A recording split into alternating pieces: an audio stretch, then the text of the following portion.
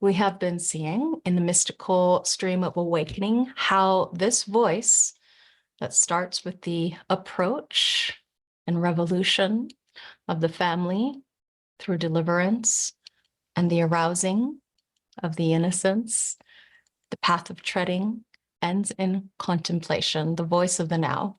And the new era that we're moving into is this background frequency shift is teaching us about the nature of wisdom, because that's a 6-line process. For the establishment of the benefit of society, values, ideals, and their patterns, and how they can be understood and applied, the ability to transform individual awareness for general application and understanding.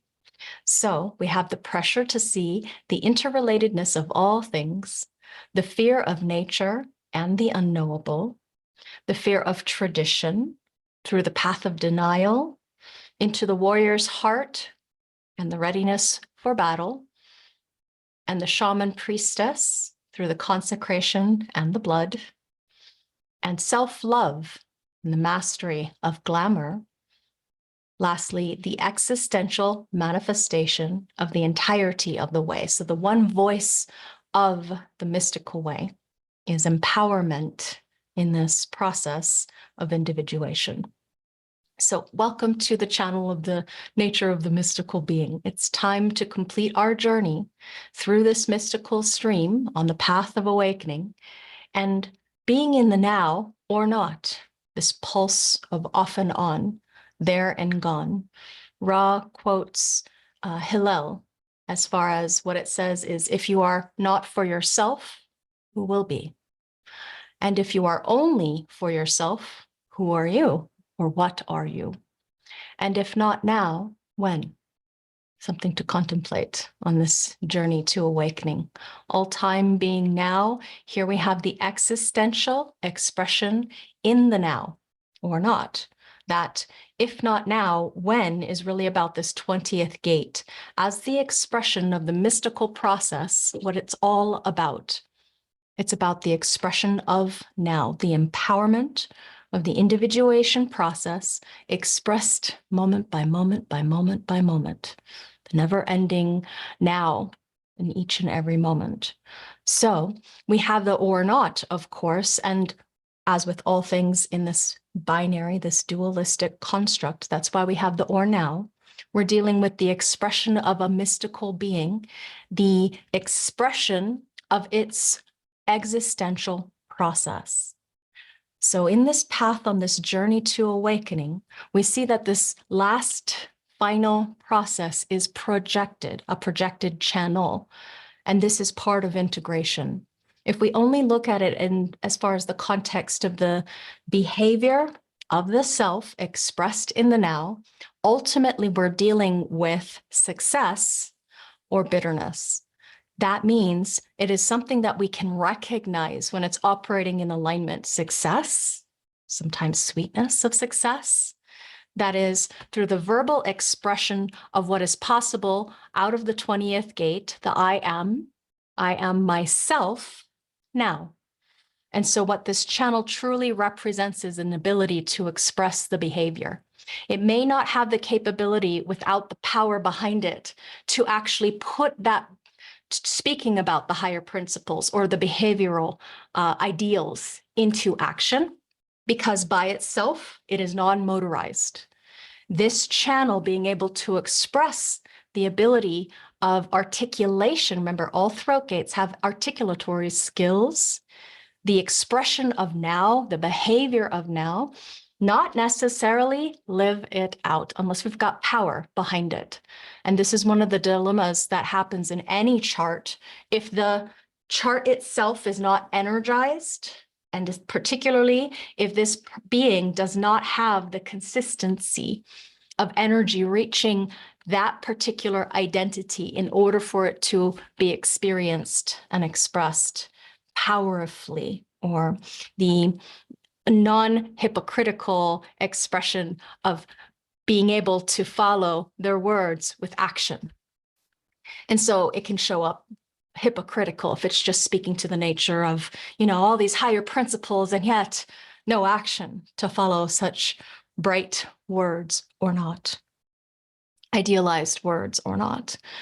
Now, if we have the entirety of integration, as you can see here, the integration channels, creating the integration channel, which is about self-empowerment, in those two gates that are here, we deal with a dilemma, this dilemma, whenever we deal with the channel of integration, that we are looking at a totality. But if there is, in this person's reality of the imprint, their genetic imprint from birth, then integration being separate can lead to dilemmas. What are the dilemmas? Of course, it's always coming from not self-sourced, as in your mind's process, wherever you're open, the mind thinking the other side of the channel is a problem.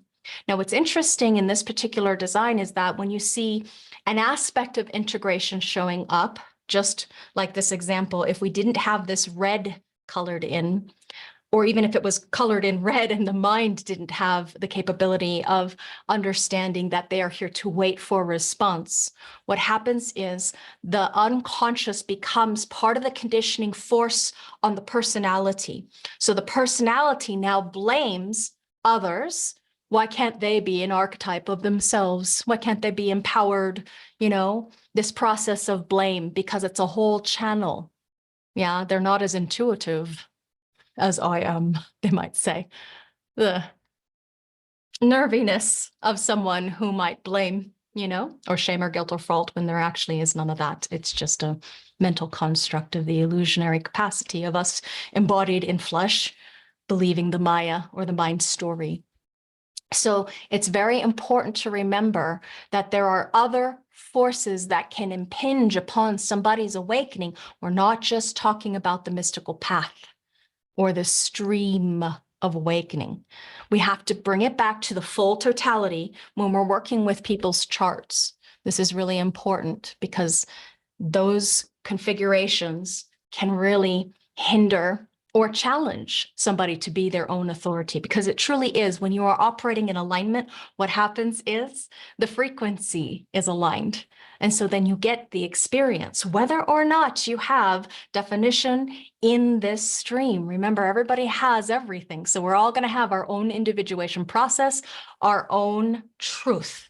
All truths are individual. So the potential of these gates is a potential, gates meaning these right here, in any direction, many directions when it comes to the integration channel. It's not simply this direction of the 1020. There's this whole configuration that we're dealing with there. And all of that stems from the lip of the vessel of love, the Li, treading, the gate of behavior. And this is self-love. Our keynotes in this context, through the mystical stream of awakening, is the mastery of glamour. The 10th gate being deeply complex because it has so many different expressions as far as where it's going to go, the outlets. It is behavior. And according to Ra, he chose glamour because not for the modern day use of it, which is the way that he's got it now, the connection to the 19th century use of this word, not what glamour has become. The fashion and glitz of Hollywood, you know, glamour like in the magazine Glamour. It's not about that. But back in the day, within the 19th century context, glamour was the distorted illusion that was dropped over everything. And isn't that interesting? In today's day and age, you know, casting a glamour, casting a spell, you know, the incredible things that women can do with makeup, and now even filters on Instagram, that can be seen as a kind of distorted illusion that's dropped over everything. But in this context, you know, it's basically the program or the way in which the Maya itself operates. This is the world of glamour when we're talking about glamour here in the 10th gate, in that things are not what they seem. Things may not be what they seem. Self-love, this mastery of glamour, and it's something really to take into the context here when we're speaking to the nature of the higher self's principles spoken in the now. To be in the world of Mire. That's interesting. The muck and mire of the Maya. There we go. The context of Maya. There are some things that we know accordingly to human design, what this is all about. It's an absolute of the Maya as far as our system of knowledge, this body of knowledge that we are integrating ourselves into quite literally today, because there are so many different ways that we can experience and express through the nuances and subtleties, accents, and the particularities of very specific points of imprinting in space. As such, the keys of human design, this beautiful human design system, it's not about breaking out of the Maya, but how to adapt perfectly to your Maya, to live within the construct of Maya, and how to be in sync rather than out of tune, how to experience the Maya of this life without resistance. So there's this really interesting thing that, oftentimes Ra will be taken out of context. There'll be little quotes that people appropriate and say, see, this is what he means, without giving the full context of the lecture.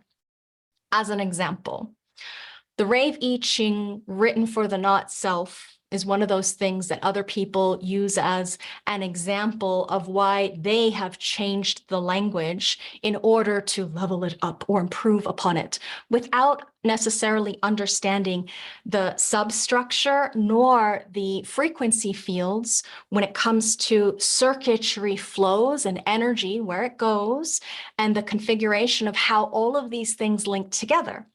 So to make it very simple, when Ra was speaking to the nature of the not self tendency is to vacillate between extremes, either way on the positive side, love and light, or way on the negative side. And that's what the Rave I Ching was written for.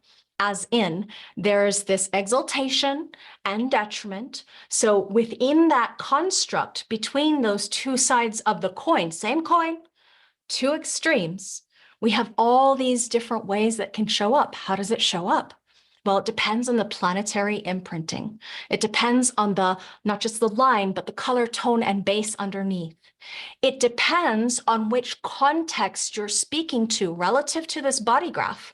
So if you're speaking in business language, you use different keynotes. If you're going mystical, you use different keynotes. If you're talking about the dream rave, you use different keynotes. If you're talking about the memory circuit, you use different keynotes. If you're talking about the tantric circuitry, you use different keynotes.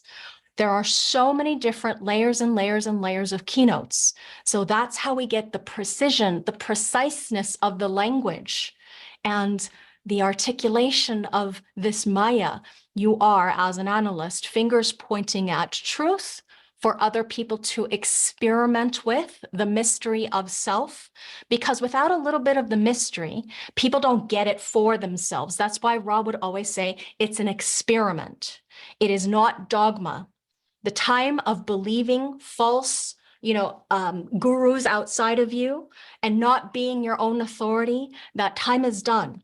So we who are trained deeply in this system are taught to ensure that we are giving our clients their power back, not telling them what to do, not lording it over you. It's important that we take a step back and source inside for what is right for us to share, empower, or support in the other, so they come to the grips with their own grokkingness of their own sovereignty and be their own authority. Because the shift time is happening now. We need to be able to go into this with open eyes, with clear eyes, with an ability to see the abundance and great disguise within. It's always going to be your own personal process.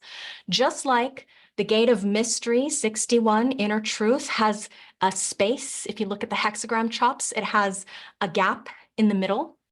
At the core of inner truth is silence. So your own internal knowingness, the true all that isnness that you are always connected up to. It's just that you may not believe it to be true because you can't always feel it inside of you. It's a pulse. These things operate in a pulse. So how do we operate without resistance?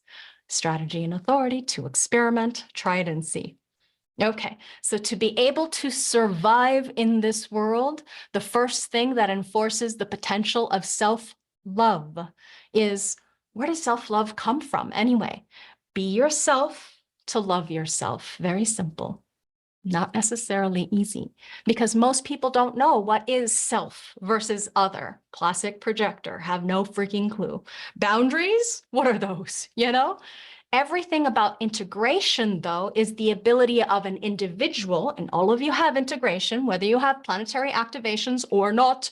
The structure never changes once you were born. This is what you got. Although we can learn, we can be conditioned by conditioning, not bad, good, right, wrong, but an opportunity for learning the vastness in the sea of time, the experience of the individual nature of this concretized form. So integration gives us the capability, the dependability, the reliability to survive on our own. So those obviously who have definition here are going to have a fixedness or a particular kind of response. I am myself in action now, with intuition, empowered in the now, something like that. So the capacity to be able to be independent. This is the only place in the body graph where we see no interdependence, none, if they have the entirety of the construct as a genetic imprint. This is a being who can do things on their own, thank you very much, relative to their survivability, because that's what this is for. How is it that we can survive in this world? This is the first thing that enforces our programming of being ourselves in order to love ourselves, or self-love. So the capacity of how to behave in this Maya is something that is rewarded. When we know how to behave, we're more likely to not only survive, but be satisfied and succeed and have peace in our lives. We end with the gate of contemplation, this existential manifestation of the way to the mystical awakening that is everyone's path, but no guarantee. So the existential manifestation of the way, we're going to take a look at this way in the ultimate expression of this stream today. And within the context of its 6 lines, the 20th gate is laying out the archetypes of different ways of expressing or experiencing the mystical process, the spiritual process of awakening. Now, if we look down below where the tribal rules were, it was also about religious, instead of not needing to find God, knowing that God lies within, that thou art God, that you are an expression of God, just like everybody else, and that we were all individual and separate, yet one thing. My husband likes to say, paradox is the glue of the universe. I quite like that. You'll always see there is a this and that. Okay, we're going to go through each of the lines of gate 10, the gate of treading on the tail of the tiger, do beware. We are looking at self-love and the mastery of glamour. And as we begin at the bottom, it is about modesty. Second, independent. Third line, just. Fourth line, patient. Fifth line, direct. Sixth line, an example. Relative to now this mystical stream. Okay, so we see slightly different keynotes. These are the orientations to which we are learning about higher principles, the behavior that is linked to higher principles, because that's what the channel is speaking to. As we start with the lower trigram, do keep in mind that with the 10th gate, we're already dealing with a gate that deeply marks the way in which we look at information that's available within the entirety of the body graph, because the gate 10 is a role gate. When you go and read profiles, you are looking at very specific gate activations, expressions of role, the role gate, and this is the behavioral role gate. So it's already got a really powerful, inherent keynote that we can use, that we can layer that we can absolutely apply in context with somebody's design. So the gate treading, which is first line. Okay, these are our roles to remind you. First line is modesty. Second line is hermit. Third line is martyr. Fourth line is opportunist. Fifth line being heretic. And sixth line being the role model. These are the themes that you see distinctly are applied to profile. The 12 basic gross public roles that we use to understand somebody's life purpose fulfillment, their life's work, in other words, their incarnative beingness. And whether that is a hermit, that is an opportunist, or whether they're a martyr, that is a heretic, whatever the case may be for that being, these are the behavioral themes, the behavioral identity themes, and obviously, through genetic continuity, these themes can be applied to everything else within the 64-gate matrix. That 10th gate, in this sense, then, carries a lot of weight in the way in which this being is going to identify with their particular personality on the conscious mind psychological reality, or on the body side, what other people see in you that you as a conscious awareness may not have access to, recognize, self-realize. It's just the nature of what your body is experienced like by the other. And they are not guarantees. They are something like when we talk about a child being born, a little tiny baby, that child is a potential. It is not the full-blown adulthood at 50 years and beyond. We see through the unpacking of the life experience, the life process, the experience of us through our identification with beginning, middle, and end, or the linearity of a life, we see how it can unfold. And so the purpose of a nine-centered being is to let go or transcend all of the nuances and subtleties or accents and grow into, to live out the great big archetypal nature of its role, its profile. That's why it's so important to get this relative to somebody's sun earth lines on either side, personality or design. Okay, so do recall that genetic continuity is important. So at the very themes of seeing the profile, now let's go down and talk about the self-love application within the mystical stream of awakening on this path through the mastery of glamour. First line is to be modest or not. Remember, we're talking about this stream in relativistic context to the mystical stream of awakening.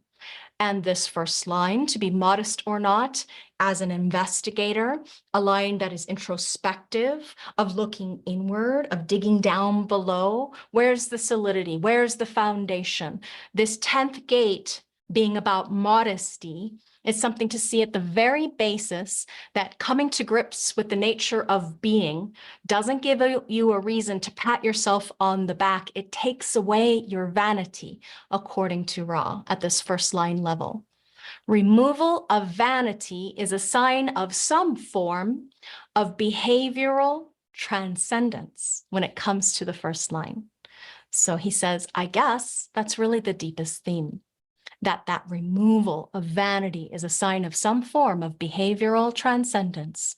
So the opposite of modesty, vanity, still in that vanity trip, we haven't yet transcended yet. We haven't transcended yet. Modesty is an essential ingredient as the foundation of behavior. All that modesty is saying is that when one sees through the ego eyes lies and sees the Maya for what it is, then one grasps the construct, or one sees one's place within the context of behavior. And it is part of the process of investigation. Treading gate 10, the behavior of the self, speaks to the nature of the underlying code of behavior which ensures successful interaction despite circumstances. Again, first line being modesty. These beings are learning over their lifetime an innate sense to know and accept one's place. Sun exalts, a valued sense of purpose, no matter what the position. In other words, the ability to know one's place and how to act despite circumstances. Moon detriments, the affliction of oversensitivity and hurt feeling. Oversensitivity to external conditioning of behavior. And it makes me think of my little daughter. She's a 1-3. You hurt my feelings, oversensitivity. Now, when you think about the 10.1, it again is the ability to have the right behavior, regardless of the circumstances, the environment, the situation, whatever it is, to be able to commune with either bums or kings. It doesn't make any difference to the first line. That's quite beautiful to see. There's this quote from Ra. He would say, oft, stupid before enlightenment and stupid after. So here in this mystical process, it's not some kind of trumpet blaring out there that says, look at me, look at what I've achieved and how far I've come, and aren't I so aware, and all of these things. What you really have is the basis of this joke that he tells, stupid before enlightenment, stupid after, this simple relief of being able to see things in their correct perspective, to be able to recognize that one's behavior is natural for one's world, the world that we live in. If you're operating correctly, your behavior is correct, period. And remember, with the gate 10, we're looking at not just the love of self, because it's the one love gate that does dual duty in this body graph. It's the love of self or not, and the love of the world as it is or not. Always the dualistic construct as far as two sides of the same coin.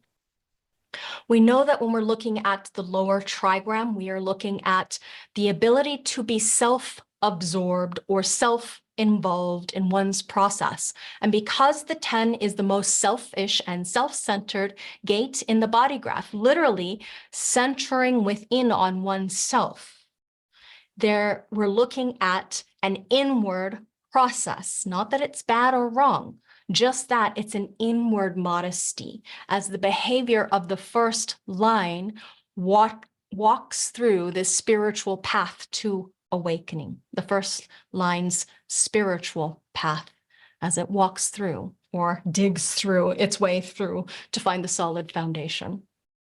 Now, as we move into the second line, to be independent or not, this is not a follower. This is someone who naturally expresses, other people seeing it project, its independence. In the gate 10, the gate of behavior of the self, we have the underlying code of behavior, which ensures successful interaction despite circumstances. For a second line, who is the hermit, they are learning in this life the successful sidestepping of behavioral requirements through isolation. Mercury exalts, where mental functions enrich aloneness, independent behavior through isolation, in other words. Whereas Mars detriments, the angry exile, isolation to preserve independent behavior in the face of conditioning.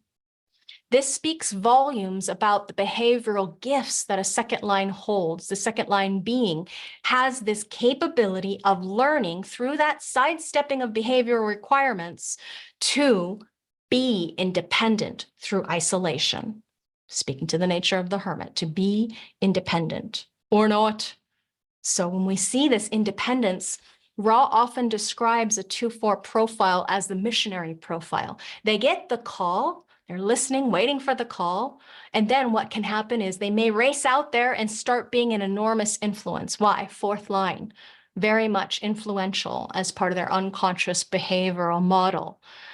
But as a missionary, they can operate independently, right? Though they go out there on their own to forge new paths in their own track, in their own way. And they can end up in many cases forming new kinds of sects, of the larger church that they may have come from, or their own cults, because really, in a sense, they can be deeply, deeply independent spiritually and mystically and religiously, these second line independent beings.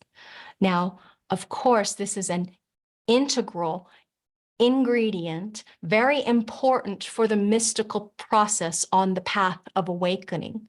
Ultimately, we have to come to grips, all of us, within ourselves, if we're going to live forward, lead in truth, to be our own authority in the new coming era and age.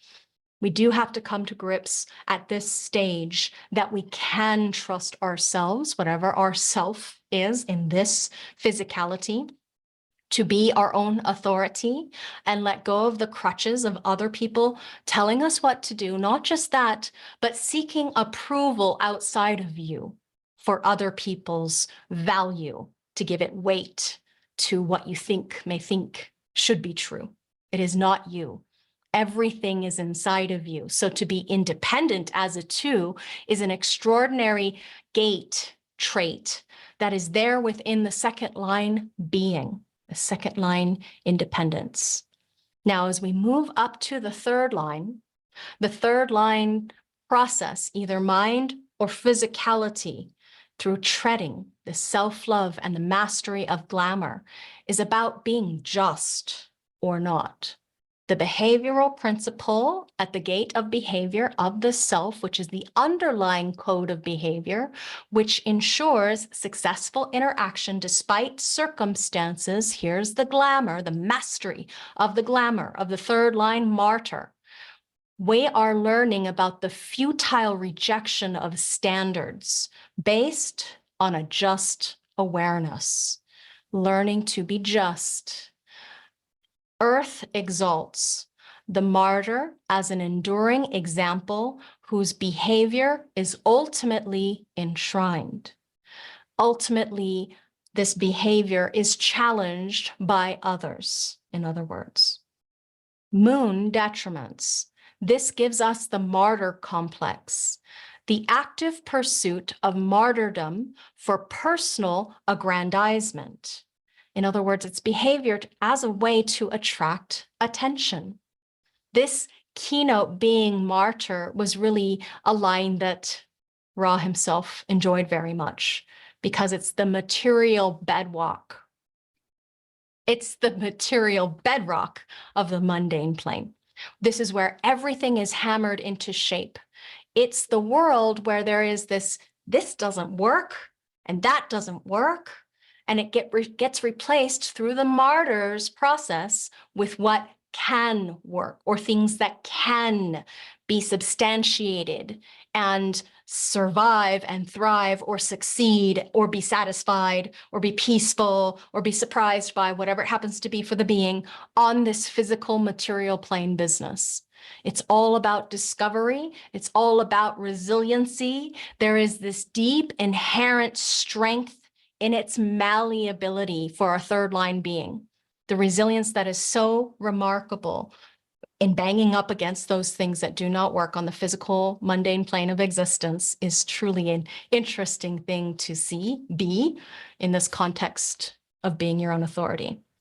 Now, to see it in this context relative to the mystical path of awakening, what it is to be a third line being is that you can see the keynote to be just or not. And it's interesting to think about when you're thinking about spirituality or the mystics, you can think about these people who are religious or, however it is that you want to frame the language relative to this higher self principle on this path to awakening as oneself. When you're looking at, again, this lower trigram, we have three very different types of behavior and being.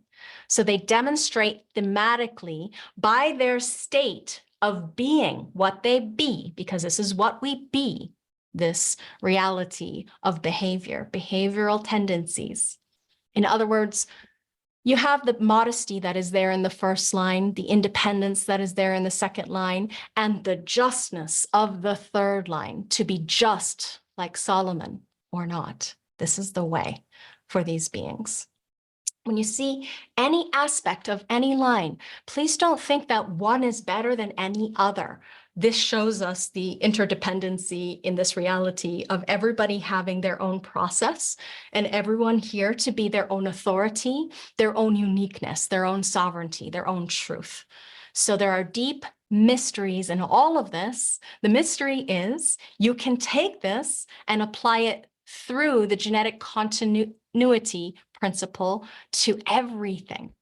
So if we think about the first line business, to find the foundation is what one is intended to do. Your 1-3, 4-1, or 5-1, you're looking at people where their one business is to find what one is here to be in this context recognized for, if this was projected, recognized for. Yeah, or respond to if you're generative. It is just what one can do as far as the nature of you. The fact that one is aware at a certain level is not a matter of saying, I got here and I did this. No, it's all those spiritual disciplines that are rooted in the things that happened as far as, the experiential process. When you get to this modesty principle, you hear Ra talk about it all the time. I cannot take responsibility. I'm not in charge. It's part of the serendipity, modest in its behavior. It is part of the nature of what it is to be awake here. And independent, we are looking at the second line that says, I am here, alone, unique, different. And as long as I am operating correctly, you cannot have any problem with that. But I am not independent in the name of this thing or that thing. I am not modest in the nature of or name of this thing or that thing. This is the behavioral result of my initiation. My initiation has led me to this behavior, the behavior of uniqueness, alone, different. And when we see the third line to be just, this is something that is so beautiful to see. Oh, if you've ever seen anyone stand out from the crowd, stand up for something that does not work, these are the ones, the beings, who can truly tell us what is fair and what isn't fair. Because we know, we've seen it, we've been through it. We know the lack of fairness in the world. We know all about unjustified punishment. We know all of these things. Yet, our behavioral exaltation is to be just, to stand up for a truth, potentially. So in this reality, that resiliency to stand up against those powers that be in order to stand for fairness, for justness, for truth, as far as seeing what is unfair. And this lower trigram that is there. This is all about the personal expression of behavioral gate processes. Remember, it's about self here. And it's the focus for expression, either the personality process or the design principle, the nature of the form dominating when it comes online. This is the focus of whatever this initiation has led to, that behavior in you. And that's the important thing to grasp, that Ra wants us to know when it comes from this movement of 25 to 10. Remember how I wanted you to link 25 and 10 rather than just looking at channels and seeing them as something separate? In the mystical stream of awakening, we see the continuity of the path in that person's reality. When it comes to the 25, this is the moment where the initiation takes hold, when you're drawn into that higher place and space, the higher self. But what does it become? It, as in this being. It becomes into, when it comes into this stream, treading, self-love, and the mastery of glamour. It's literally there in this person's, being's behavior. And now if we go to upper trigram, as usual, we immediately have a shift to the transpersonal. The 10 knows, to anthropomorphize the gate, it knows that the 20 lies just ahead, right? Round the bend. you know? And by the way, it knows that there's a 34 and a 57 as well. This is where it gets really complex. Doesn't have to be complicated, it's just very complex. And it can never escape this fact that it's deeply linked to integration, even though it is part of centering. And through that centering principle, part of the expression of empowerment in individuality. Because this gate does dual duty, as in it's part of integration as well, it knows that there is this gateway up to the 20, this ability to express it, maybe even go beyond it, as in contemplation of the now. So back to gate 10 and its transpersonal process. If we look at the fourth line, what is the behavior teaching us for fourth lines? Fourth lines learn to be patient or not. In this gate of treading through self-love, the behavior of the self, and this mastery of glamour in that context being patient. This is speaking to the nature of the underlying code of behavior, which ensures successful interaction despite circumstances. The fourth line is the opportunist line. They are learning in this life. You are learning if this is true for you. The acceptance of norms until a successful transformation can be engendered. So Uranus exalts here. Transformation, that is transcendence to a higher code. The maintaining of behavioral patterns until the right moment and opportunity for transformation. Mercury detriments. Opportunism as a game and or a mental exercise. In other words, we're altering one's behavioral patterns in order to take advantage of opportunities. And of course, here you see the theme again is patience, to be patient. Patience is a virtue. The teaching of patience, St. Augustine. The only, quote, the only reward for patience is patience. And in other words, here we have a being, remember archetypally, fourth lines can be great teachers, teaching patience through its behavior. To be patient or not, this patience can be very powerful. To teach patience, to teach people to wait for maybe the hand of God, or to be touched by God, or for God to speak to you, for your prayers to be answered to, the teaching of patience within religion, and then the mystical stream of awakening. It's a beautiful thing when you think about it, as far as the value of teaching patience to those that are emotional, especially, because patience is its own reward.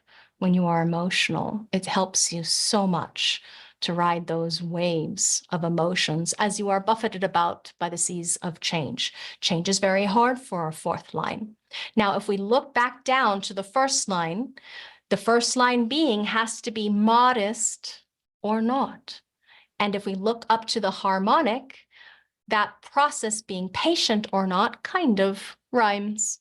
Second line, we see the inter or independence or not. And third line, we see to be just or not.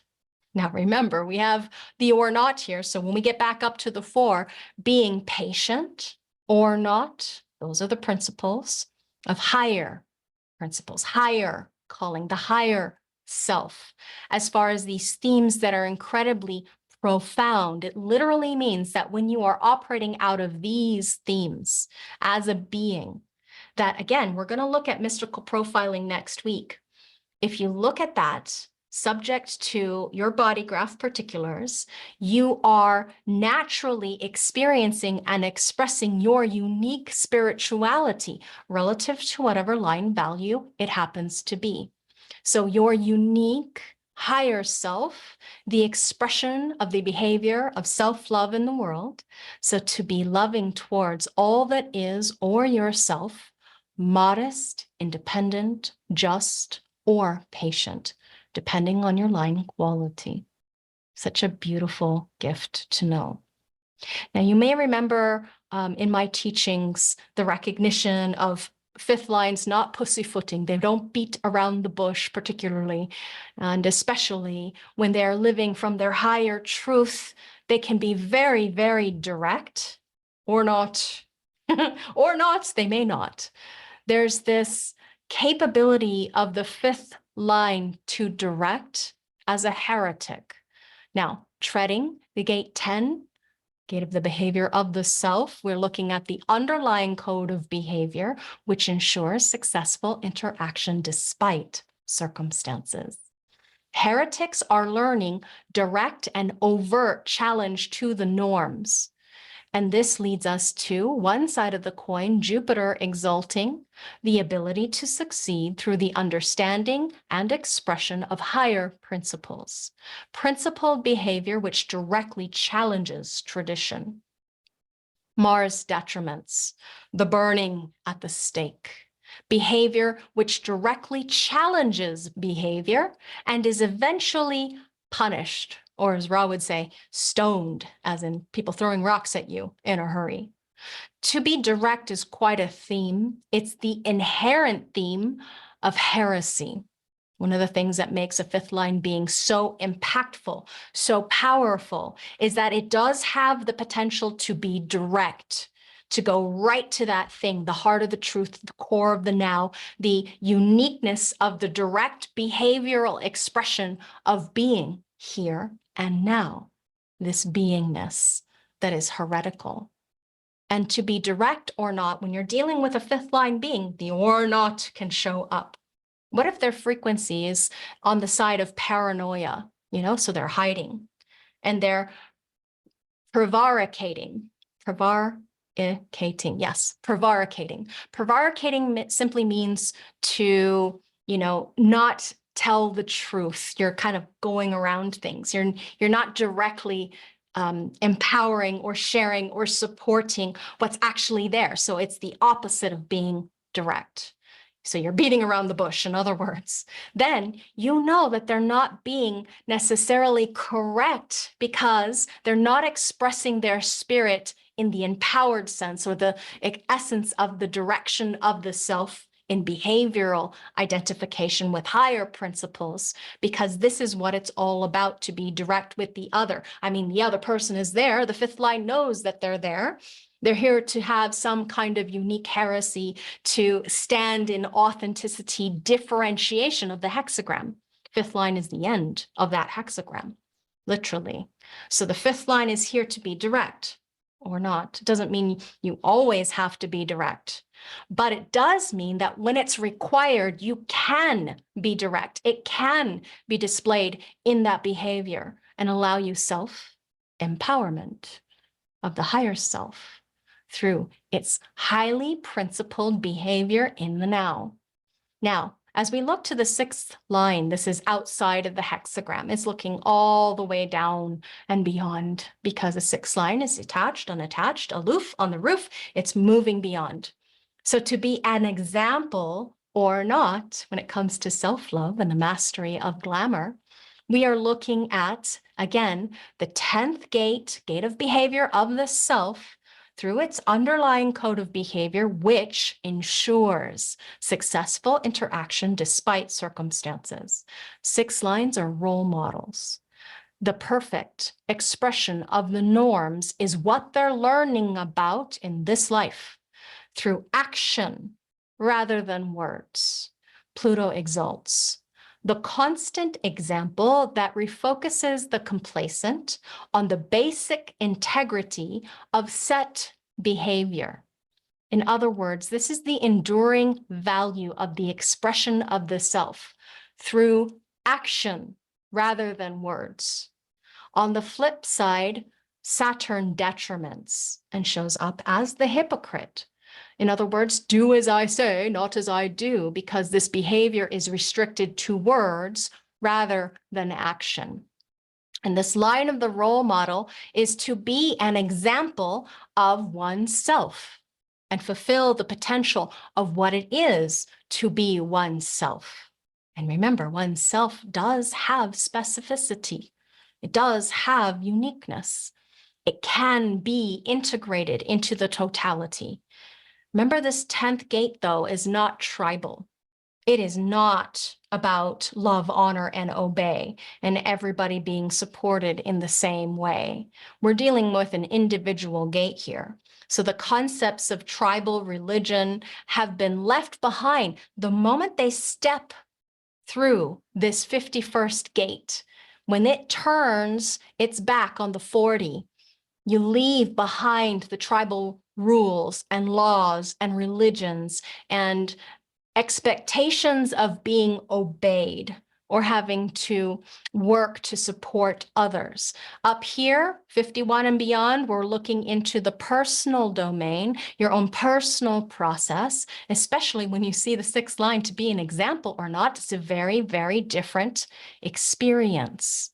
Accordingly, with your own nature, you are different once you've crossed this threshold. Now, if we go back down this road, and it is something that can be read in reverse, if you like, it can be read both ways. So as we look back down the road, back to the pressure, you can read this stream backwards to see where we have served the tribe in some kind of discipline or way or structure according to your nature.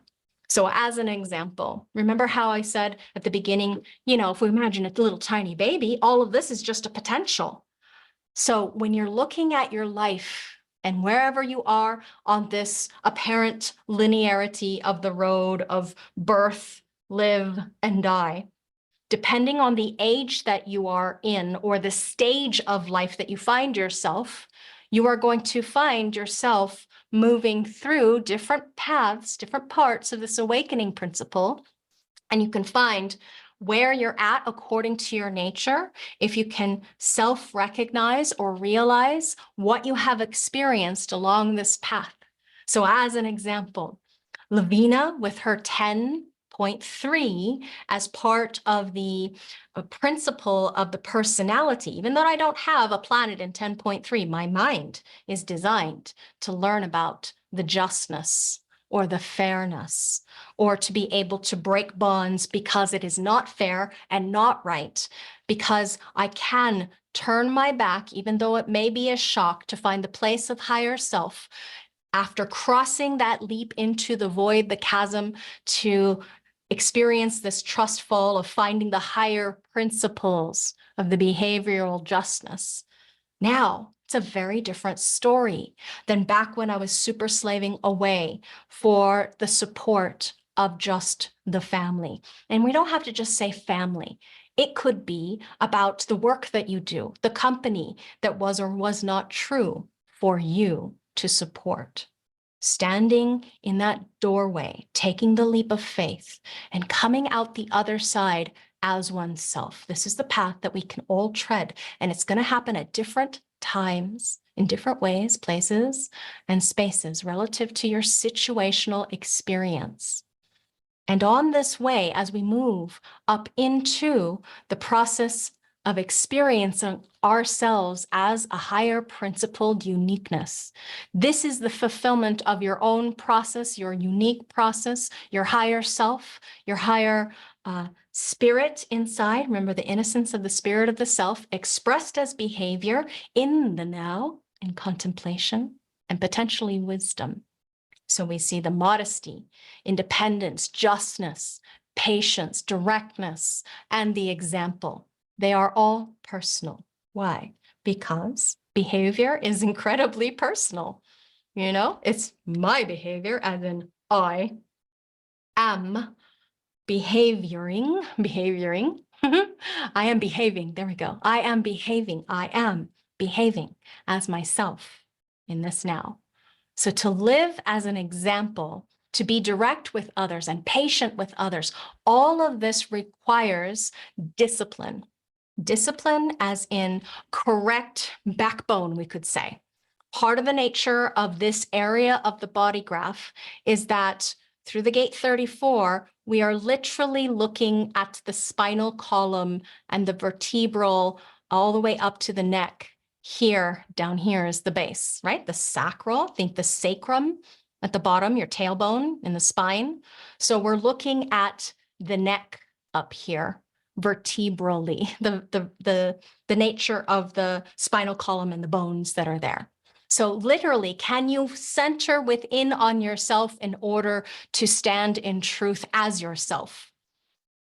Behavioral tendencies. This is the experience of discipline that you can have when you are following yourself as your own authority, perhaps leading by example or whatever it happens to be. The discipline is not something that you can make your mind or force your mind to do. It's not an inventive, I wish, I think, therefore I am thing. It's actually something that comes through you being you, as in a byproduct of being yourself, correct, operating in an aligned way out of your strategy and honoring yourself as your own authority. The discipline is there.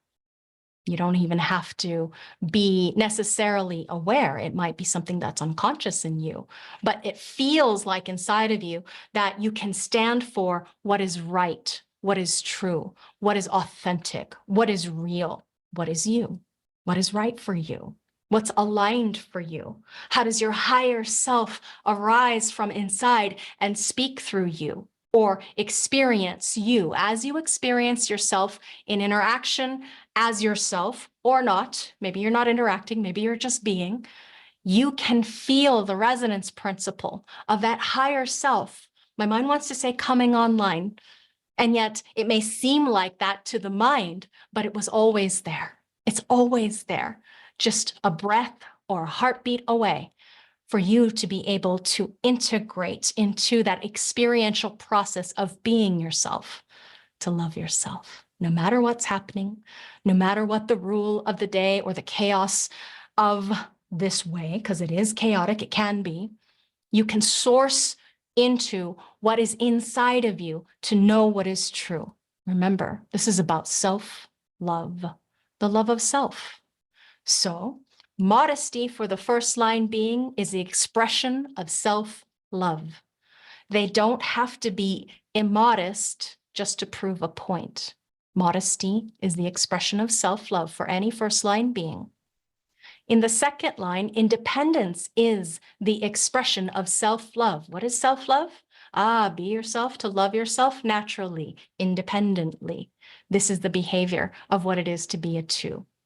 And a three, third line being, justness is the expression of self-love. To be unjust is simply not correct. In other words, to be fair, to be just, is the third line way on this material plane business. Patience for the fourth line is the expression of self-love. And the fifth line is directness. That is their expression of self-love, being direct. Sixth line is to be an example as an expression of their self-love, to be their own authority, all of them. This is about the higher principles that can be expressed and experienced and felt and navigated as one is experiencing oneself, opening up like a flower on this path to awakening. Remember, the 10th gate is so much about this Maya, this miasma of the normal mind that one identifies with as self, linked up to the ego I inside that is contaminated by, my mind is saying poison, of things that are not right for you, as in those things that are not true or inherent or real inside of you. It's just a discernment process, an awareness process. When you're operating in alignment, now you get those things that are right for you to discern and sort through or to experience and learn from. So remember that the 10th gate is all about our survival in this Maya. If you are not modest or independent or just or patient or direct or an example, the majority of the time, you are less likely to survive because you're not yourself. And so there's more restriction, constriction, there's more drag, if you will. Resistance is the word that we use. Frustration, anger, bitterness, disappointment, signposts that you're not on target, you're not on track. So this survival in the Maya, although it may seem deeply mundane, this day-to-day reality, at the same time, it has this profundity as the expression of the higher principles, as a potential for the awakening or speaking to the nature of everyone leading themselves, that is a signpost of awakening. Remember how I said near the beginning, hey, it's time to let go of telling other people how to live their life.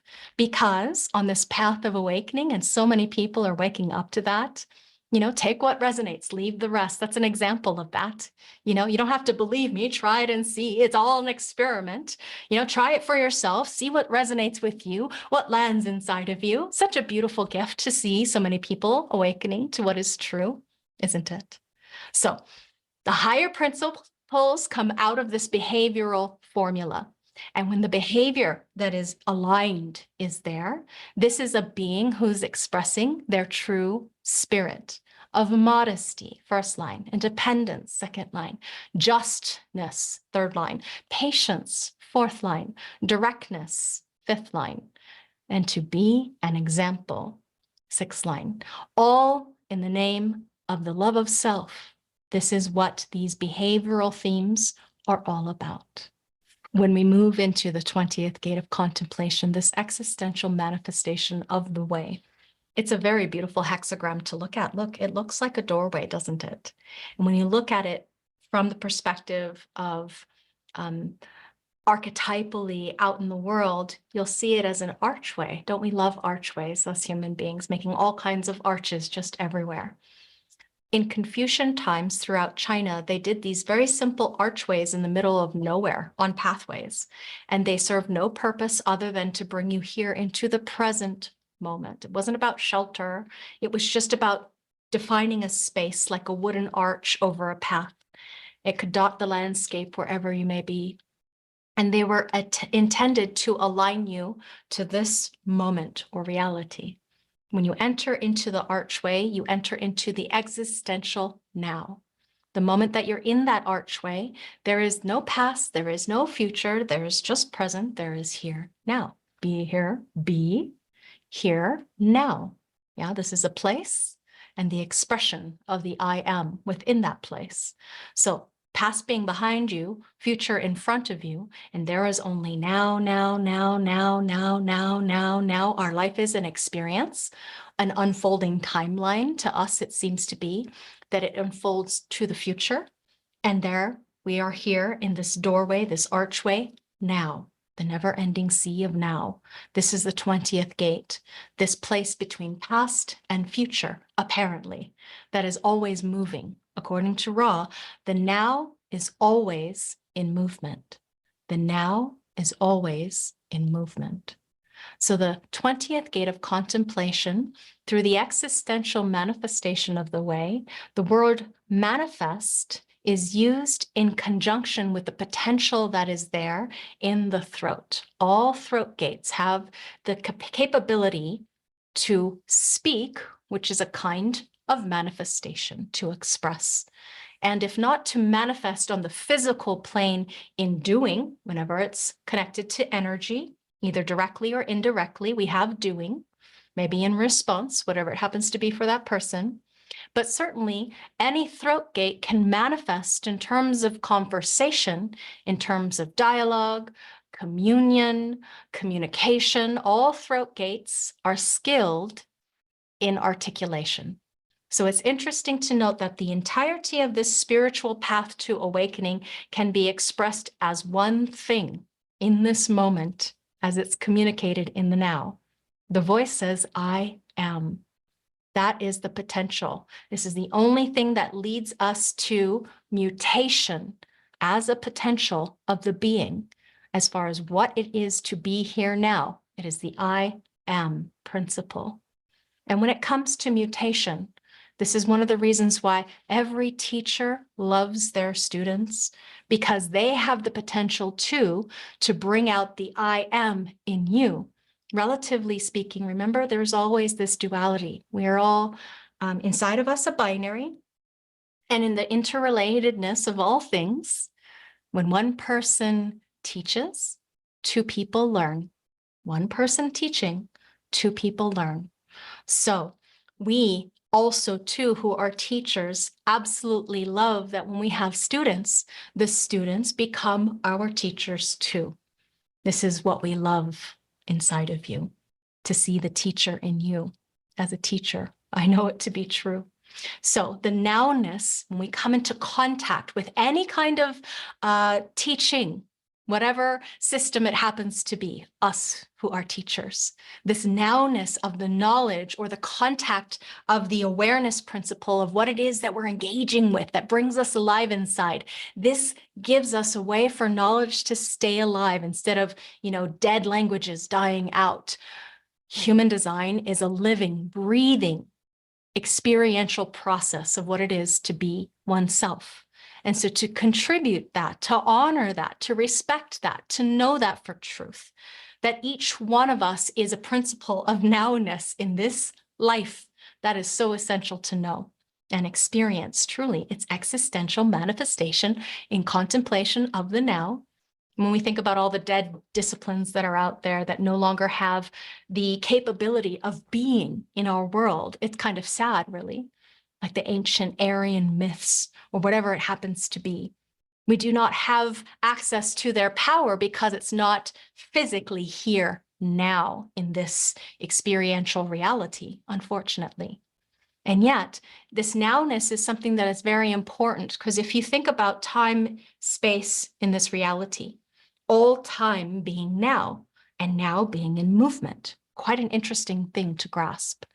This mutative potential of the 20th gate, see again the archway, bringing you in here, home to the truth of the higher self, which is here and now. Be here now. This deeply mutated voice of the I am. How is someone saying that principle, that higher principle of I am? That the only truth is here and now, and that I am. This impact on the other, when you speak from that higher resonance principle of the I am, it can be sad and melancholic too. What to do? It is part of the nature of you. The voice of the I am says, I am happy. I am sad. It is what it is. It is simply the I am, which is everything. So when we look at the principle of these gate activations in their line configurations, we're looking at a very different story, as usual, between the lower trigram and the upper trigram. When we look at the first line, we see the mundane path. Second, the narrow path. Third, the path of self-consciousness. Fourth, the way of cooperation. Fifth, the way of the form. Sixth, the way of wisdom. All of them coming with their binary of the or not. This, and that principle. In the lower trigram, we're dealing with the theme of the path itself. Mundane, narrow, and self-consciousness. When we're dealing with the upper trigram, we are looking at the theme of the way.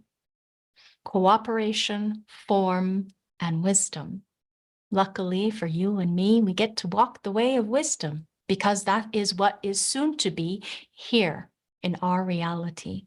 As a never-ending sea of time shifts into the now moment of that being part of our background frequency, the way of wisdom. Now, in the first lower trigram part, we're looking at this very, very narrow pathway along your geometry for the two. What to do? It is part of the path, very selective, very picky.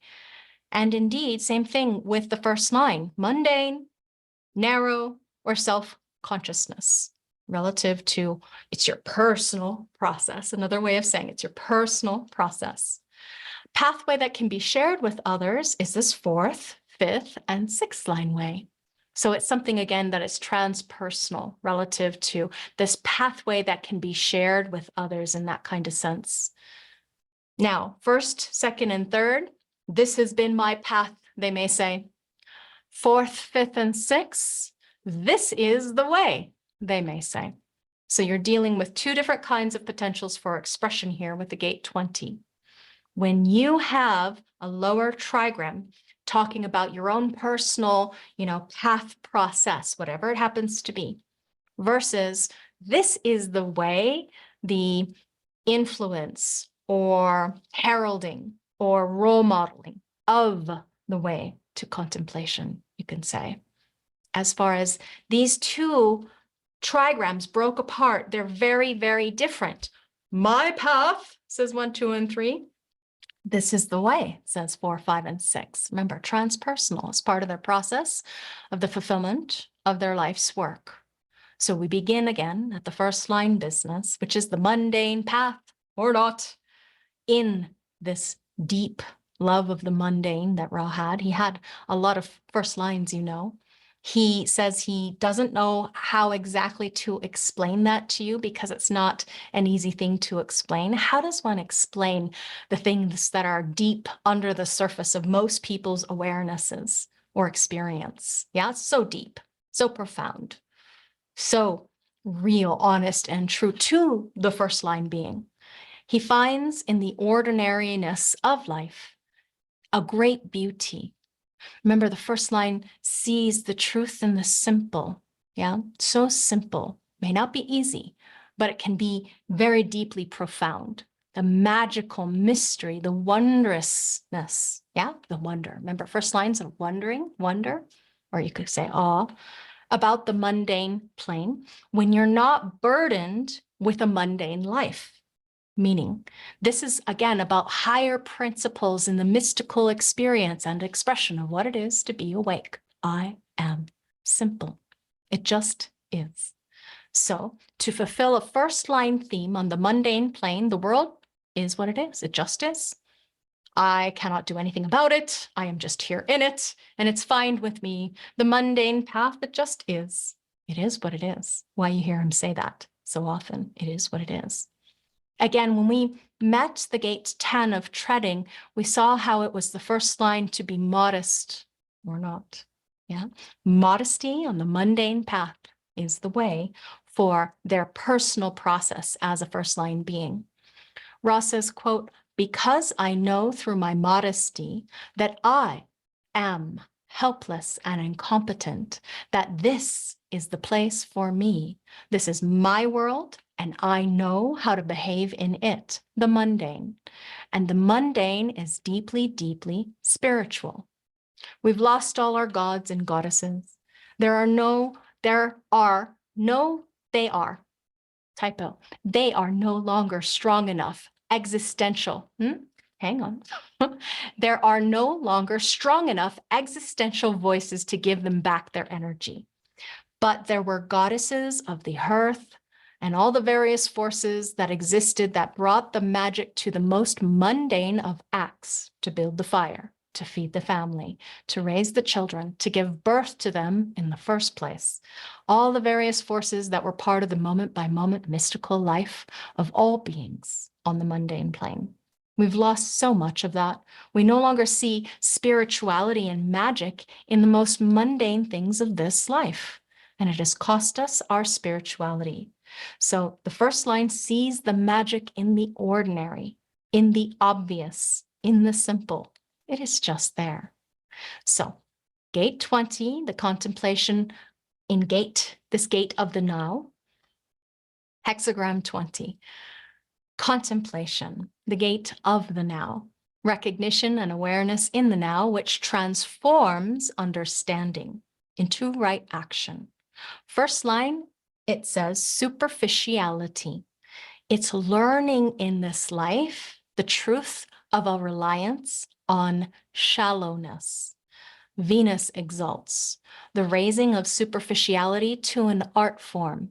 The slogan here, superficial expression as an art form. Moon detriments the superficial expression of the personality, the expression of the superficial personality, again, on this mundane path. Simple. When we move to the second line, the narrow path, this experience and expression of the narrowness of the path, this is the great my way. Oh, they can be so incredibly important to humanity, these second line beings, because they go their own way. Remember, second lines are quite picky, choosy, selective, barrier masters. It's not so much whether their path becomes the way. Many times their path becomes a way. It is actually that their path ultimately represents the deepest potential within us to differentiate. And this gate of the now, contemplation, through recognition and awareness in the now, which transforms understanding into right action, shows the second line being the dogmatist, learning how restrictive and intentionally limited understanding is their narrow path. Or not. Venus exalts the limitation, if personal and exclusive, is less negative through ascetic withdrawal.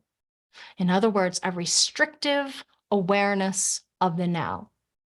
Moon detriments, the power to lead others down a narrow path, the gift through expression of leading others down a narrow and restrictive path. This is the hermit inside of their little cave, living outside of the constant impact of conditioning and being quirkier and more idiosyncratic every moment just for that, because this is their narrow path. We know how many narrow paths have become disciplines, yeah? Very narrow, selective, picky, dogmatic paths. From people spouting mantras or praying to specific gods through different ways every day, or however it is that they do their thing. When it comes from the process of their own natural nature, it's different from the mundane day-to-day reality, where the simple becomes the sublime. Mundane is a broad acceptance of the plane, whereas the second line brings this narrowness, which is a very selective, picky, choosy movement of the I am principle. There's nothing like second lines here. They are very different, unique, very special, gifted. Not that anyone is any better than any other, just very different.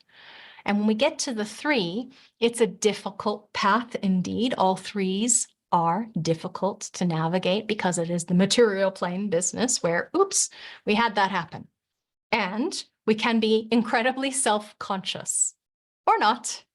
That difficult path of self-consciousness has to do with every third line being what we're going through in our trial and error process, is that when we fail or when things don't work, when it's turned against them, seeing ourselves as flawed rather than life being unfair or the world, the experience itself not being right nor just, when we fail or when things don't work, when it's turned against us, when we don't understand our nature, we can become more and more self-conscious in the negative, which becomes pessimistic.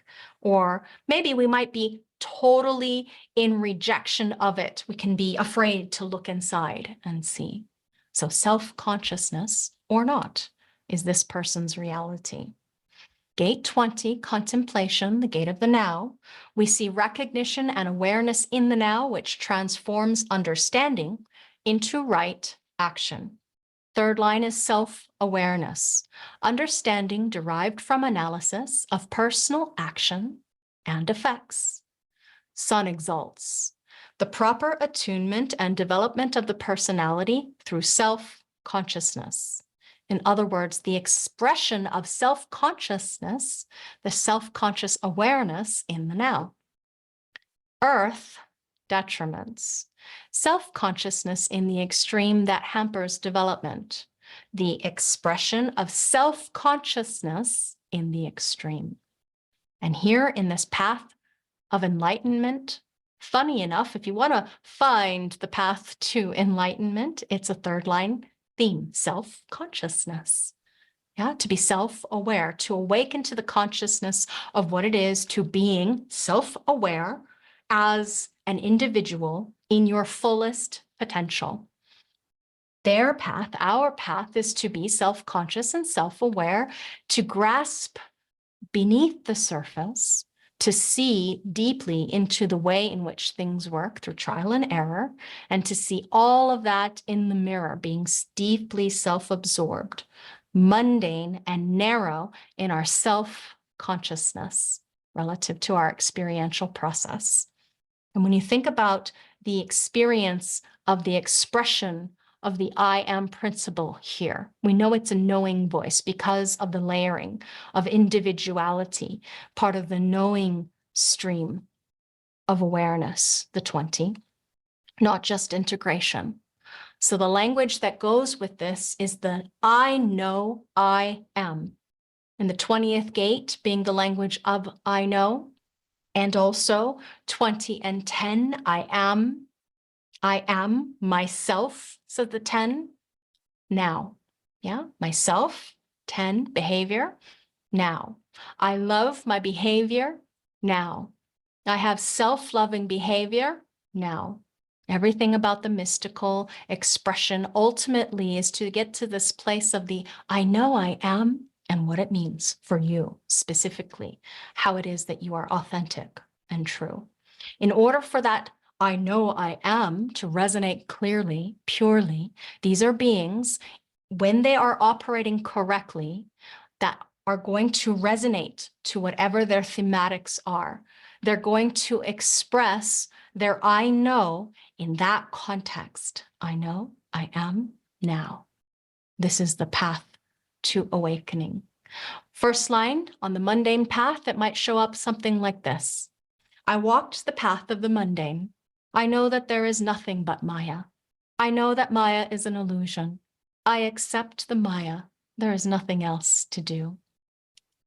Second line might show up as something like this.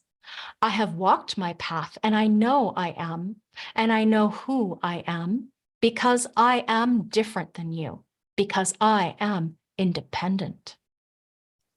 Third line. When we go to the third line, self-consciousness or not.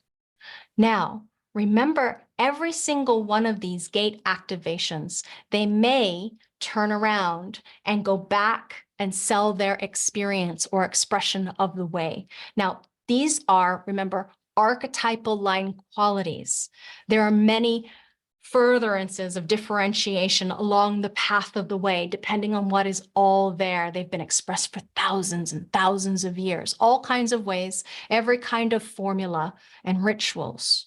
Part of the process of these 6 archetypal roles that we can learn in the expression of truth, the I am principle in you, these many different variations in the gate of the stream, they come out in different ways. So, because I am different from you, I am independent from you. Hey, guess what? The missionary says, you can be independent too. You know, this is part of their process. So everybody having their own way. Do recall underneath it all that it is not just the configuration in isolation and alone, but when you're doing a mystical way analysis for yourself, for others, you're dealing with these 8 gates in context with 48 lines, those 48 variations, plus all the planets that make them up, and that specific person's archetypal nature of what it is to be them. So also taking into context their profile, as we shall see. All the variations of the possibilities in the mystical stream through these 48 archetypal ways, if you will. So if we want to understand the goal or the direction of the mystical processes, that goal or the end of the stream is here at the expression of the I am principle.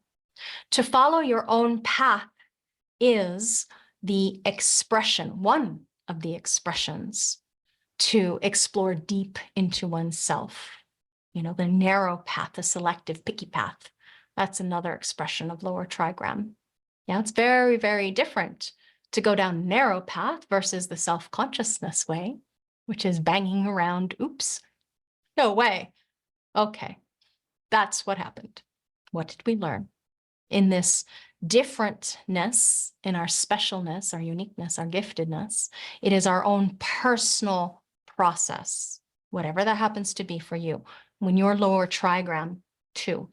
I happen to be one of those that has lower trigram mind, third line, upper trigram body. So it's a different chemistry, a different configuration in this experience of reality.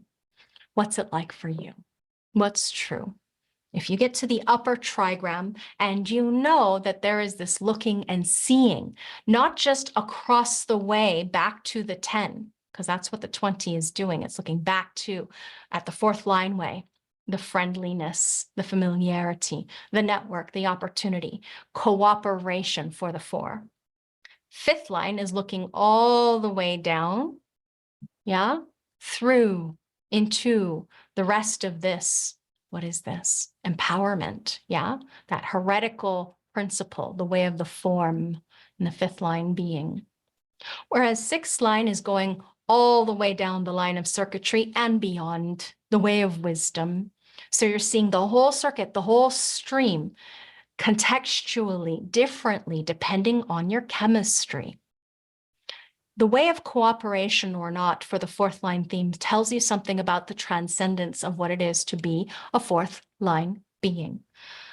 The gate 20, contemplation, and the gate of this nowness is recognition and awareness in the now, which transforms understanding into right action.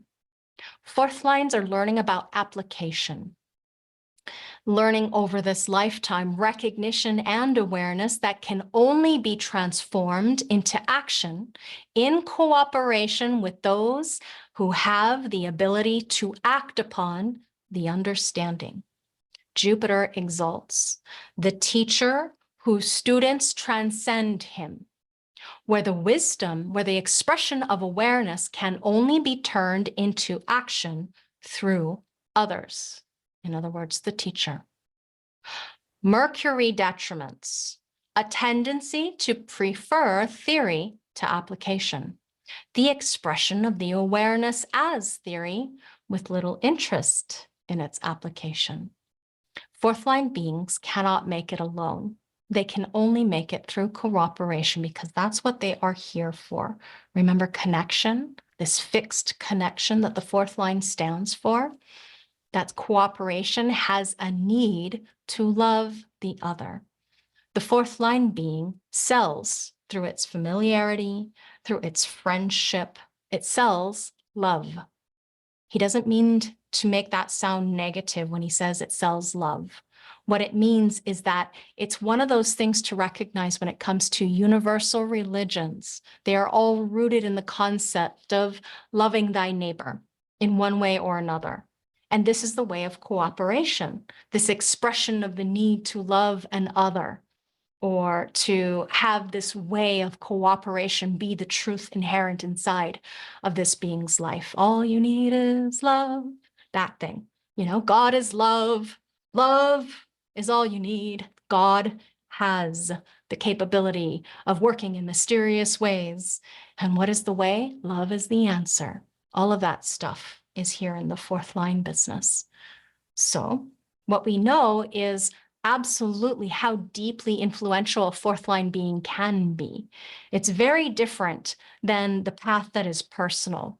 This first 3 ways are all about me, myself, and I. What's going down here, the I am principle of the gate process, contemplation of the now. But when you look at the fourth line in the way that they bond with others, because that's what they're here for, right? Influence through being friendly, through influencing its influence, through exerting its influence to those that it knows, through the network, through its opportunities. So this is how it bonds with others to have its cooperation. That is more of a shared process together through mutual love. And you hear them say, I love you. Is it true? Relative to what's authentic and real inside of you. Are you using it to get something in return? Or is it the pure existential expression of the I am in awareness of what is part of the cooperation? Deeply different than the personal path, as well as the transpersonal stranger way of the form. The fifth line in its process of contemplation has the way of the form being expressed in the I am principle or not. Fifth lines, those always trying to fulfill the potential of the form, is in its basic fundamental reality, a kind of practicality. Okay, form, practicality with the I am principle. In other words, to be able to do what is within its potential, to recognize itself, what this potential is, the way of the form, its message. Ra was a messenger of the form. He would say that oft, repeatedly. Messenger of the form. This is the whole thing about the fifth line, how easily it can be trapped, as in trapped the moment it doesn't truly recognize practicality, whatever it can deal with, whether it can or cannot live up to the expectation field that is placed before it or placed upon it, projected onto it. The way of the form has to be practical if it is going to have an impact. Gate 20, contemplation, this gate of the now, brings recognition and awareness in the now, which transforms understanding into right action. Fifth line, realism, shows the way of the form here. Learning about contemplation in and of itself is no guarantee of success. That's quite practical. Saturn exalts, where concentration on detail results in a perfected form, the success of expressing awareness through detail. Uranus detriments, where reality creates dissatisfaction and adds to instability. The expression of awareness in the now through dissatisfaction with the reality one sees. And this is, again, the way of the form through changing others with what one sees and expressing that awareness through detail. The experience and expression of the message of the form being practical. How does one live one's life? Where does one eat? Where does one converse with those who are strangers or not? Connected to the way of the form, which is here to be practical, stay out of sight unless it's practical to be seen. Yeah, because one doesn't want to be known like the fourth line does. It's about maintaining one's glamour in the traditional way of mystery, relatively to how heretics are here to be honored. They carry the deepest truth of the practicality of the form. 5 ones like Ra, the way of the form with the mundane path combined. It's something that was obvious to him because he was a 5-1 and he knew his own mysticism, his spirituality, what is rooted in understanding that the Maya is a form construct. And every day we wake up and we recreate that illusion, all that we have rushing back spontaneously when we are aware of, oh yeah, that's what was there. And all these forms and all these ways in which the form operates in this dance of Maya in relationship to each other through the larger dynamic, where sheet music, that mutates. And in this mastering of the nature of what it is to be embodied in flesh, incarnate, in form, perfecting the nature of the form through aligning to the principle of what is true, right, or real for you, honest, authentic, the perfection of one's existence. One aligns oneself precisely to what is the possibility, this potential or purpose of being. All of it takes place here, now, on this mundane plane, and it takes place within the form context. That was Ra's teaching as a messenger, as a herald of a new way of being.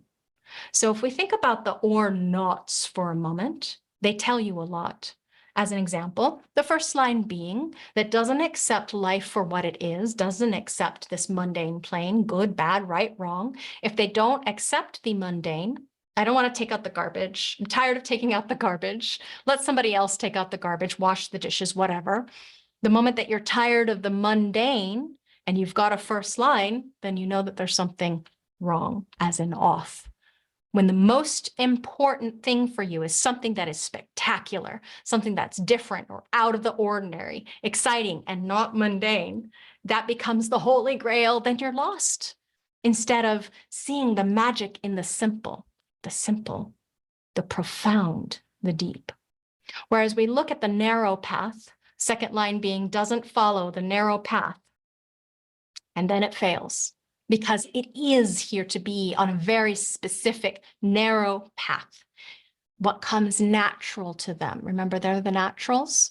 So they can end up being humiliated in this life if they don't stick to that narrowness, that capability of being very specifically what they are, the I am. Unique, myself, because they end up being called into things that are incorrect for them if they're not operating in alignment, then they never get to express or experience their own naturalness and their gift on that narrow path. They must maintain their sovereignty, their independence as second lines, because if they don't maintain their independence on that narrow path, remember, independence on that narrow path, they can be lost. And it's their way or the highway, because if it isn't, they're actually on the highway and they're going to be roadkill, to put it bleakly and kind of humorously, according to Ra. Now, the third line, the path of self-consciousness or not, this is a being who, if they're not being aware relative to not being self-conscious, they don't pay attention to themselves, they can't see themselves clearly, they have a lot of problems because they keep on suffering. So much suffering for the martyr business. They punish themselves, truly, the worst, as far as the pessimistic, the downtrodden, the dejected and rejected, and the failures on the material plane. Martyrs suffer more so when they are not self-conscious, okay? But the more self-conscious they are, the less they suffer. It is our way. Then again, those who are third line do have to learn or know how to look inward, as in the path of self-consciousness. Relative to all these spiritual disciplines, there's all kinds of ways in which one could get in touch with the inner truth. It has to be that you go into what's right for you as a 3. You might trial and error your way into all kinds of experience or experiments that fail. The mantra tantra didn't work, the tarot cards, the meditating or disciplining or self-flagellation or whatever it is that was supposed to lead you to the holy grail of all that isness. This self-consciousness has to do with going inward. Okay, so your own unique spiritual brand of differentiation or discipline, whatever it happens to be. Instead of following the teachers and the gurus and the messiahs and the masters, look inside. Self-consciousness is what it is to be a 3. Instead of others, powers that be, lording it over you, telling you what to do, break the bond and teach yourself how to be self-conscious through following your decision-making process, whatever it happens to be, whatever your relationship is to the all that isness, your own unique brand of standing up for what is right and just and true in being self-conscious to you. Fourth line, the way of cooperation or not. If you are a fourth line being and you're not cooperating, as in demonstrating love for thy neighbor as thyself, you are not going to get a lot of opportunities in this life. They're simply not going to be there for you. Imagine somebody who's mean, never kind nor true, disenfranchised, isolated, and alone from their milieu, the people who are right for you, that are part of your network to cooperate with. Fifth line, this way of the form or not. Of course, the moment that a fifth line is not following the way of the form, they're not being practical. So they may go hunting for the light, where is it that we can find the light? And then they get hit by a car or run over by something that isn't right for it to have to face. They have to find the direct way of the form. And this is for them to be practical. The way of the form has to be their way that they can stand up and save the day with, because these are our messengers. They are natural leaders, you could say. Saviors, saints, heralds of the day. But when we move to the sixth line, the way of wisdom, now let's talk about or not. Everybody, though, has this mystical experience and expression. If this is indeed an off-on principle, it's not always there. That's why there's always this or not. What balance on which side of the coin are you oft tending to find yourself on? Everyone has this potential, this wisdom, particularly as we move into the new era. Whether you have gates or not, as far as planets within these gates, is not the point, because we're dealing with genetic continuity. Everyone has everything in the body graph. However, we find our path through genetic continuity, the continuity of lines. So what we're dealing with here is in context with the lines themselves. You have these lines in your profile. It is an aspect of you that you can find to be true within the genetic continuity that carries these aspects, these potentials. It means that you have a signpost to catch it, to see it, because it is there inside of you. And it's so interesting to see. When we are looking at the hexagram structure, we recognize that the first 5 lines are truly what form the differentiated paths or parts of the whole. And truly, we begin with the mundane and we finish with the form. This is what it's all about when it comes to the I am principle and this contemplation of the now. When we go to the 5th line, we can see now the expression of spirit through form principle. Whether the form is, as far as we are created in this image of God or whatever image, whether that form be sculpting your body through your yogic practices or your Tai Chi or your Qigong, whatever your form, physicality happens to be, maybe it's a mental reality, maybe it's the intellectual disciplines, your 5-1s and 5-2s. So these form principles, whatever it's there for you, is to enhance your spirit, the spirit of abundance that arises from inside through the form principle, or the mind that is built on a form principle. This expression of spirit in the 5th line. The 5th line is spirit. And now, after all, we see abundance is strictly a question of spirit in this new age and era that we live here, in this day and age now as we move forward through 2027 and beyond. It's only through the form principle, this 5th line, mind or body, it's only through the form that it can experience and express its spirit. And what is spirit? In a projector, it's success. In a generator, it's satisfaction. In the manifester, it is peace. In the reflector, it's surprise. The spirit of the form that arises from inside when one is aligned has a different frequency, which affects the chemistry, which affects the reality of the being's experiential process, this existential manifestation of the way. It is only through the form that the 5 can express its spirit. If it doesn't, if we're on the or not side, there is no expression of spirit. Now, 4th lines, the expression of spirit through the love of friendship. Remember, it's brotherhood, sisterhood for the 4th line beings. It's the love of companionship. It's the love of friendship. Without love, it's clear for the 4th line that they are not expressing their true spirit. If they have no love in their life, if no one loves them, if they don't love thy neighbor as thyself, they are not living in alignment with their spirit, because that's what it's about. It's not about what name you give to what you believe in archetypally or not, or what it is that you follow, or what is it that you learn or teach or not.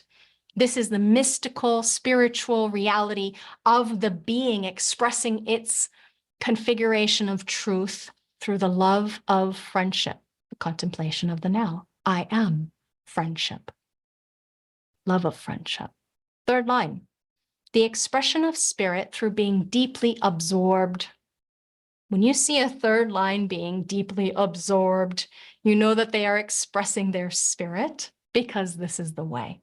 This is the way to save the day when it comes to the mistakes that are made. Ooh, fun stuff. Second line, we're looking at the expression of spirit through being independent. Remember, when the two stands up to you and they go their own way, they do their own thing, and they flash their independence in your face, they are showing you their spirit that is true, and then they are correct. First line, expression of spirit through the mundane principle. This simple and deep profundity of the organic nature of the mundane being the name of the game. Now, as we move between first line and sixth line, we are seeing the many different experiences archetypally of these lines. How beautiful it can be to express the spirit the way in which you were intended to be or do. You can see here in this language, there is no dogma attached to any of this. These are very natural ways for each of us to express our spirit. And it can be particularly specified to the nature of what is alive inside in the crystallized form principle of the being that you are reading or that you are being. So the natural ways to experience and express our spirit is here. Nothing mystical or special about it above and beyond. It is what it is. Like all of the aspects that are there in the design, all the possibilities we can see, nothing is more special than anybody else because every single being is unique utterly in its potential to express and experience spirit. There's no specialness in that because you have no comparison. You are beyond compare because you are there. You are infinitely worthy because you exist. Yeah, innocent children of God, we begin off as praying to the powers that be. And then we grow up and we learn to stand tall, to be ourselves in the face of it all, and becoming one's truth, real, honest, and true, just, if you will, to find the spirit of the experience of the expression through form or love of friendship, or being deeply absorbed, being independent, being through the mundane principle, and then surely leading to wisdom in this new day, in this new era, in this new age. There is the potential of what it is to be you. Like the changing light of the moon, you have many faces, depends on the situational context, depends on what's alive inside in that moment, in every moment, the eternal nowness of this moment that is moving, shifting, breathing, being. In this correct natural state, when one is operating in authenticity, in alignment to what is alive inside, which we find through our experimentation of practicing being our own authority, then slowly but surely, beyond the deconditioning process, 7 years, we can find what gets expressed is somewhat in this context, in the nature of what it is to be you. Can you find it? Can you see it? Can you self-realize it? Do you know it for truth? It is a signpost, remember. It lets you know that you are experience your I am principle in the right place, just like success, satisfaction, peace, and surprise are signposts. These are signposts of the way in which either your mind or your form principle is going to experience the rightness of you, the alignment to what's true, the correct process for the expression of your individuated nature as it is your right to have this potential for being, the uniqueness, the inherent choicelessness that is our grace. Now, in the way of wisdom, the 6th line of the 20th gate, how exciting it is to live in these times. The beautiful line of wisdom, which speaks about our evolutionary direction as a species. We're at the end of our road, you know, accordingly to Ra in this 9-centered Homo sapien and transitus. The burden of carrying the mutation for all 6 lines is that they are here to be forces in which nature, in many ways, can be the cruelest to them because they do carry the mutation. They are here to be tested. I am being tested. Can they stay above it all and stand tall, to walk the way of wisdom, to exemplify, to demonstrate, to role model, rather than to hate? The gate 20, contemplation, the gate of the now. We see recognition and awareness in the now, which transforms understanding into right action. 6 lines are about wisdom. They learn contemplation, which results in the ability to apply understanding.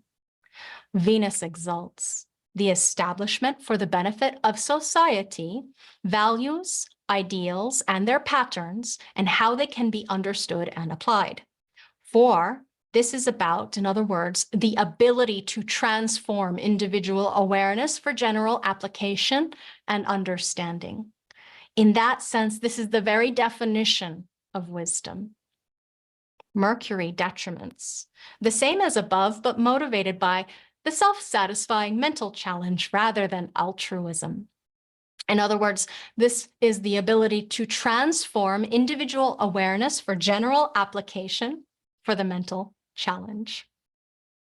So we see when it meets the gate 10, treading self-love and the mastery of glamour, this existential manifestation of the way of wisdom gives us a person who is speaking to the nature of the higher self as an example in this wisdom potential, to speak to the nature of the higher principles as one is awakened as oneself in the now, to stand as the example of self-love in this manifestation of the way. We know something about the 6th line being. That is, the behavioral pressure on a 6th line is to stand tall and be an example, and yet it's a very long, hard road they get to that place of maturity, 50 years, truly, to stand in their authenticity, and not built to handle with the same kind of resiliency a 3rd line being is in the first 30 years of one's life, where they get all of those shocks and challenges to the experience of their existence. So to be the example here always and in all ways is to be the example of an individual example. This one does not transmit or transfer or share or communicate. This one is standing above, standing beyond. Detached, unattached, aloof, on the roof. Therefore, the wisdom, if you want to look at it, of their process has to be their own wisdom. And the wisdom is all the way down the line of circuitry, the true path underlying all of it on this path to awakening. Their own unique brand of wisdom comes out of their own experience and their own ability to express it. So it's personal. It's innocent in its example, very different, very unique. It's interesting when you think of the 6th line being and its process in this way of wisdom. Remember, it's harmonic is the path of self-consciousness or not. And as they go through their tripartite life process in the first 30 years of their experience, and that movement from the 3rd line thematics of the first Saturnian cycle, 30 years, you see the tendency for self-consciousness in their first part of their 6th line process life. In other words, this self-consciousness feeds them on the path to wisdom because that is their path. And we see, just as the narrow path feeds the way of the form, just as the mundane path helps to connect us to the way of cooperation, each one of these harmonies of the lower trigram to the upper trigram has to do with the evolutionary process or relational age and stage that one happens to be at, relatively speaking, situationally speaking. How old are you, in other words, to put it plainly? It's particularly significant, though, when you're dealing with a 6. Now, all of us on this path to awakening at this time, age, stage of this reality are being conditioned quite dramatically, no matter what profile you are, to this tripartite life process. 30s, then the middle part, and then the upper part of the life process. Not everybody gets a chance to evolve in such a dramatic way stage. or age, because, not everybody lives to be 50 and beyond. The fullest experience and expression of living one's life's purpose happens to be at the Coronian cycle and beyond, your 50s. In other words, the fullest experience and expression of what you came here to be. So when you're dealing with self-consciousness as an awareness, as a path to awareness, if they never made it to that stage of self-consciousness, they're never going to get to that stage or area of wisdom, because without self-consciousness, there cannot be wisdom. Self-consciousness as a path is the stepping stone to wisdom. And this is why you see it so much in all of the spiritual religions, dogmas or not, whatever it happens to be, as far as learning to back in the day, in a seven-centered way, it was to be in charge of one's own reality. Yeah, to mentally shape what is with the Ajna principle. This is the foundation here, self-consciousness, upon which wisdom can be built in a nine-centered being. How it can be transferred from one's unique individual way of the self through the self-consciousness to approach something on the narrow path of what can be universalized in form, something that can become transcendent from the mundane plane into the way of cooperation and being trusted by others. Through the sixth line, all of us, we will find that to be trusted by others means that we stand as an example of the way of wisdom as we move forward into the future. In the example, sixth line being, through its way of wisdom, to be an example or not of behavior on the path of wisdom. Ultimately, all of us, when we are ready in truth to trust, remember the sixth line, its process is what is trustworthy, what can be trusted, what cannot be trusted. In truth, this is about trustability, yes? Something to think about in terms of sixth line beings always, wherever you see a six. It's not a question that they have to earn our trust. If they're correct, they gain our trust. Very important for a sixth line to be trusted and not to break their trust. And that very correctness establishes an example for all of us in one way or another. It is never specific as far as teaching in the sense of the sixth line being expressing the wisdom of their way. They are here to express it the way that they are, which is unique and different, and the way in which they deal with the other, which has to do with the compatibility or not, the connective field between the two. So we see that way of wisdom. At the top of the trigram, the upper trigram, this recognition that the spirit is enriched through our connection or fulfillment with the other. And that cannot be avoided because this is transpersonal with the upper trigram. That means then this is not where the spirit can rise on its own like the lower trigram. We're looking at the spirit finding its friends, its allies, its lovers, its strangers, whatever it happens to be, whatever language you want to use there, it's to find the other, the fulfillment through the connective field with an other. And to see that ultimately all sixth line beings are here to express the wisdom of their uniqueness along the path of self-consciousness to wisdom and along the path of being just to being an example. So if we go back that step to look at the fairness of life or not, or establishing a correct example or not, it is part of the process of learning how life works from the hard road, from a place of vulnerability as a six. And to be just or not is ultimately what aligns oneself to the path of self-consciousness or not. Remember the 10. Behavior that is just leads one to be an example, just as self-consciousness leads us to have the way of wisdom or to have wisdom. And the reason we're focusing extra specially on this is because this new era, the new age, is bringing the sixth line as a background conditioning field of the way.